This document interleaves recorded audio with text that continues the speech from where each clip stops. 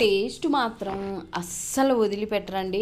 అంత బాగుంది. ఎందుకబ్బా ఈ తెలంగాణ వాళ్ళు ఈ బగారా రైసను, ఈ మటన్ కానీ చికెన్ కానీ ఎంత ఇష్టపడతారా అనేసి అనుకునేదాన్ని.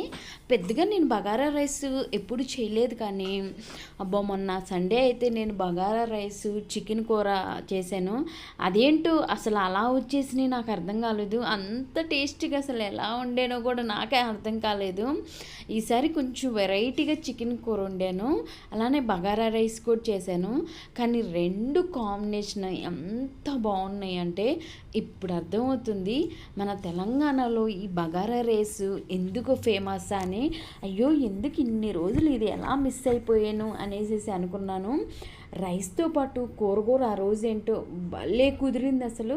ఈసారి కొంచెం వెరైటీగా కూడా చేశాను.